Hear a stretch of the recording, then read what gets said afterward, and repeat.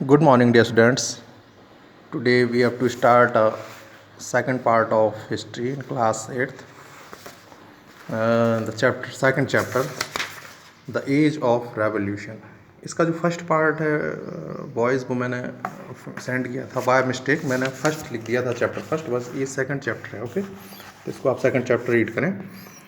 इसमें previous video में आपको अमेरिका और उसकी रेवोल्यूशन के बारे में बता चुका था। अब मैं आपको बताऊंगा ये किस तरह से रिवॉल्ट के थ्रू अमेरिका को फ्री कराया, और उसी रिवॉल्ट की जो आगे एक्सप्रेशन हुई, इंस्पायर हुए इंडियंस हुए उसी से, और इंडियंस ने भी उसी को फॉलो करके अपनी इंडिया को फ्री कराया था। बट अमेरिका इंडिया से पहले फ्री हुआ था।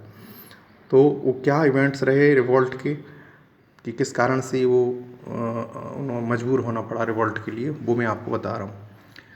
The few events are circumstance of lead to the open revolt which mark the beginning of American War of Independence। कुछ कारण कैसे रहे वो मैं आपको बता रहा हूँ। The British Parliament passed the Stamp Act in 1765। British parliament ने एक स्टाम्प एक्ट 1765 में पास कर दिया था, जिसका क्या मतलब था, which impose stamp tax on the all business transaction in America. This added to the grievance of colonists.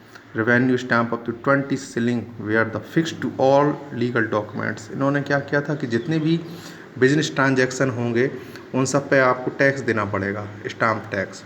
और उन्होंने उन ये टैक्स सिर्फ उन्हीं कंट्रीज़ पे उन्होंने फॉलो किए जो जिन कंट्रीज़ पे उनका अधिकार था, जिनको उन्होंने लूटा था, जिस पे उनका कब्जा था, कैप्चर किए थे। और उन्होंने 20 सिलिंग उनके रुपीज़ होते हैं, 20 सिलिंग उन्होंने फिक्स कर दिए थे कि ये होंगे। तो इस तरह से ये भी जो अमेरिकन प्रोटेक्टर थे, वॉलंटियर थे, उन्होंने इसका बॉयकॉट किया ब्रिटिश सामानों का, क्योंकि वो इतना हाई टैक्स थोड़ी दे सकते थे।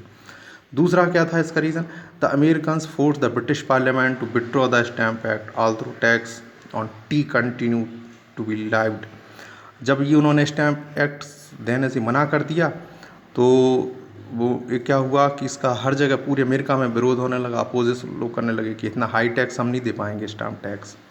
और इसका क्या हुआ कि जो वो टी आ रही थी, सामान ला रहे थे ब्रिटेन से, चाय की पत्ती का जहाज़ आ रहा था, उसमें चाय की पत्ती थी काफ़ी बहुत ज़्यादा। तो अमेरिकन्स ने कहा कि हम टैक्स नहीं देंगे, तो उन्होंने कहा नहीं, टैक्स देना पड़ेगा आपको, तभी ये चाय की पत्ती मिलेगी आपको। तो उन्होंने क्या किया कि वो चाय की पत्ती पूरी समुद्र में ही डाल दी। पूरा का पूरा जहाज़ की जो पत्ती थी, चाय की पत्ती, वो समुद्र में फेंक दी। और उन्होंने कहा कि अब हमें जब है ही नहीं ये, जब हम टैक्स ही नहीं देंगे, जब चाय की पत्ती नहीं है तो किस टाइप का टैक्स देंगे। तो उन्होंने उनका एक नुकसान कर दिया और उसको बोस्टन टी पार्टी का नाम दिया गया। समझ गया, वो समुद्र में चाय की पत्ती मिल गई तो उन्होंने कहा बस यही चाय बन गई अब, ठीक है। तो ये इंसिडेंट हुआ था आपका 7 दिसंबर 1773 में। तो इसको बोस्टन टी पार्टी के नाम से जाना जाता था। ये पहला बार था इंडिपेंडेंस का अमेरिका में खुले रूप से उन्होंने वो की था। Next, in 1774 the representative of the 13 colonies called the meeting of First Continental Congress Philadelphia. Philadelphia Congress ने अपने राइट्स डिक्लेरेशन किए, और वहाँ के जो किंग जॉर्ज थर्ड थे इंग्लैंड के किंग, उनके लिए अपना एक रेजोल्यूशन भेजा कि हमारे लिए ये अधिकार सेटल किए जाएं। तो एक डेलीगेशन किया, डिक्लेरेशन किया रिप्रेजेंटेटिव का ब्रिटिश पार्लियामेंट में, बट उन्होंने डिफ्यूज़ कर दिया उसको। उन्होंने कहा कि नहीं, हम नहीं मानेंगे, हम अपने रूल चलाएंगे। तो ये हुआ। सेकंड कंटिनेंटल कांग्रेस बनी, उसमें भी उन्होंने रिफ्यूज़ कर दिया, ठीक है। ट्रीटी हुई थी पेरिस में 1783 में। तो England recognise the independence of its 13 colony, thus came the extend United State of America. लेकिन बाद में फिर क्या हुआ, ट्रीटी हुई पेरिस में 1783 में, और उसमें ये निर्णय लिया गया कि हम अमेरिका की जो 13 कॉलोनीज़ हैं जिस पे हमारा कब्जा है, 13 कॉलोनी हम फ्री कर देंगे, और उसका नाम दिया गया यूनाइटेड स्टेट्स ऑफ अमेरिका, और उसको यूएसए बोला गया। मतलब इस तरह से यूएसए एक्सिस्टेंट में आया। ये हुआ था आपका 1783 में।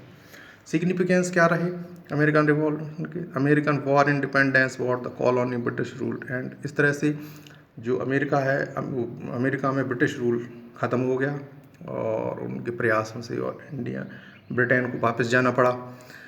Constitutional conventional was called in Philadelphia and frame. सबसे पहले फिलाडेल्फिया में ही आज़ादी मिली थी और फिलाडेल्फिया में ही कॉन्स्टिट्यूशन बना था 13 कॉलोनी का, जो 13 कॉलोनी थी, एक तरह से जो 13 स्टेट ही थे बड़े बड़े, जिनको कॉलोनी बोला जाता था, तो वो इफेक्ट हुए। 1789 में रिपब्लिक गवर्नमेंट बनी सबसे पहले अमेरिका में, फिलाडेल्फिया में ही सेटल हुई गवर्नमेंट।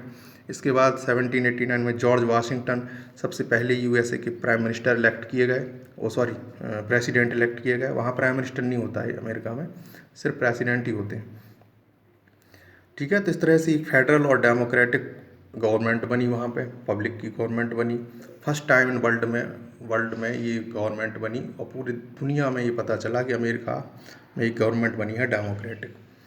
कॉन्स्टिट्यूशन बनाया गया अमेरिका में। Constitution framed by the American served as a landmark of many countries trying to get independence from colonial rule. बहुत सी कंट्री अब जो थी वो कॉलोनियल रूल से आज़ाद होने के लिए अब स्ट्रगल करने लगी, क्योंकि उनके सामने एक एग्जाम्पल था अमेरिका का।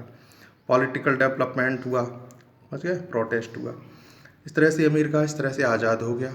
ये जो कांग्रेस का लेटर था ये वह। इसके बाद नेक्स्ट वीडियो में मैं आपको बताऊंगा फ्रेंच रेवोल्यूशन, समझ रहे। इस तरह से फ्रेंच भी किस तरह से रेवोल्यूशन करके अपना आज़ाद हुआ, उसके क्या कॉसेस थे, social cause, political cause, economic cause, इसके 3 कॉसेस पढ़ेंगे।